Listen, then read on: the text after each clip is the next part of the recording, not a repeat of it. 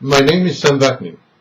I'm the author of Malignant Self-Love, Narcissism Revisited. To a narcissistic boss or employer, the members of his staff, his employees, are sources of narcissistic supply and nothing else. Their role is to remember events that support the grandiose self-image of the narcissist, to regulate the narcissistic supply, to adulate, to adore, to admire, to agree, to affirm, to provide attention and approval, and generally to serve as an audience. The staff or employees are supposed to remain passive. The narcissist is not interested in anything but the simplest function of mirroring his grandeur, his achievements, his status. When the mirror, the employee, acquires a personality and a life of its own, the narcissist is incensed. When independent-minded, an employee is perceived to be a kind of danger, and is in danger of being sacked by his narcissistic employer, an act which demonstrates the employer's omnipotence, control over the employee. The employee's presumption to be the employer's equal is rejected and vehemently and emotionally resented by the employer. An employee should not try to befriend a narcissistic boss or a narcissistic employer. Friendship is possible only among equals, and to the narcissist, his employees and his staff are his inferiors. They are his property. He lords over them. He is superior to them. Therefore, how can he be their friend? Trying to become a narcissistic boss's or employer's friend constitutes an injury to the haughtiness and pride and arrogance of said boss or employer. The narcissistic boss or employer is willing to accept his employees as underlings, as subordinates, whose very position serves to support his grandiose fantasies, but nothing else and nothing above. The grandiosity of the narcissistic boss and employer is precarious and tenuous. It rests on fragile foundations. Any hint of equality with the employees, any disagreement, any criticism, and even any expression of an unfulfilled need threatens the narcissist profoundly. The narcissist is exceedingly insecure deep inside. It is easy to destabilize the narcissist's impromptu personality, his false self. His reactions, however disproportionate and rageful, are merely in self-defense. So, classic narcissistic behavior is when idealization is followed by devaluation. So at first, the narcissistic boss or employer idealizes the new employee. The new employee can do nothing wrong. He's perfect. He's brilliant. He is attuned to the narcissist's needs. But then devaluation follows as a result of minor disagreements, or merely because time has eroded the employee's capacity to serve as a fresh source of attention and narcissistic supply. The veteran employee is taken for granted by his narcissistic employer and boss. He becomes uninspiring as a source of adulation, admiration, and attention. The narcissist always seeks new thrills, new stimuli, provided through and via the attention given by new employees. The narcissist is notorious for his low threshold of resistance to boredom.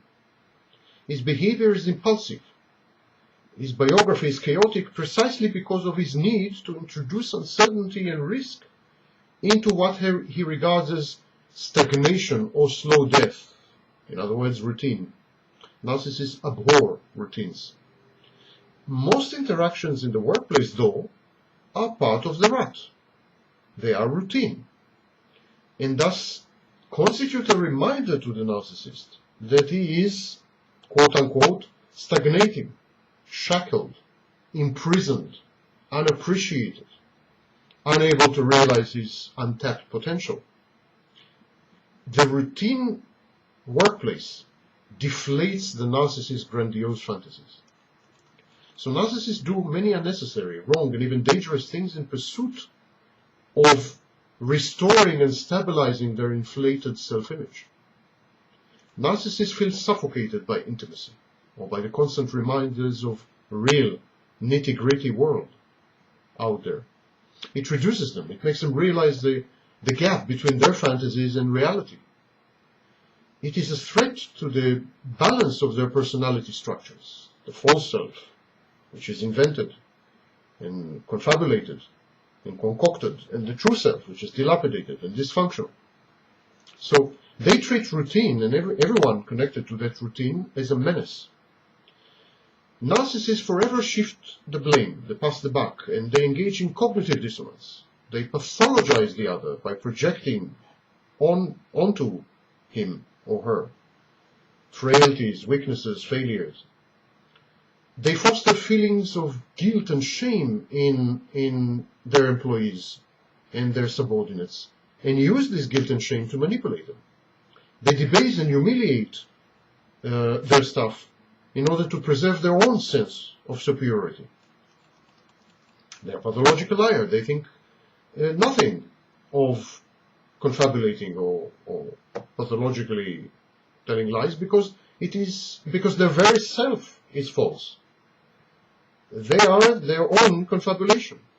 So what can you do with a narcissistic boss and employer? Number one, never disagree with the narcissist or contradict him. Number two, never offer the narcissist any intimacy. Number three, look awed and inspired by whatever attribute matters to the narcissist. For instance, if he regards himself to be a professional, pretend that you are dumbstruck, that you are amazed by his professional achievements. If he considers himself good-looking, comment on it repeatedly. Never remind the narcissist of life out there, of the routine.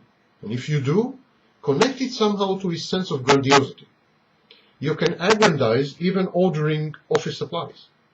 The most mundane thing conceivable. You can say, for instance, these are the best art material any workplace is going to have. Or we get these office supplies exclusively because of you and your connections, and so on. Aggrandize the narcissist. Do not make any comment which might directly or indirectly impinge on the narcissist's self-image, omnipotence, superior judgment, omniscience, skills, capabilities, professional record, or even omnipresence. Bad sentences start with, I think you overlooked this and that. I believe you made a mistake here. You don't know that. Do you know that? Etc., etc. Or you were not here yesterday. You cannot. You should not. These kind of sentences are interpreted by the narcissist as rude impositions, and they react very badly to these injurious restrictions and hints at their lack of omnipotence and lack of omniscience. Manage your narcissistic boss. Notice patterns in his bullying. Is he more aggressive on Monday mornings? Is he more open to suggestions on Friday afternoons? Is he amenable to flattery? Can you modify his conduct by appealing to his morality, superior knowledge, good manners, good looks, cosmopolitanism, or upbringing? Manipulating the narcissist is the only way you as an employee can survive in such a contaminated and tainted workplace.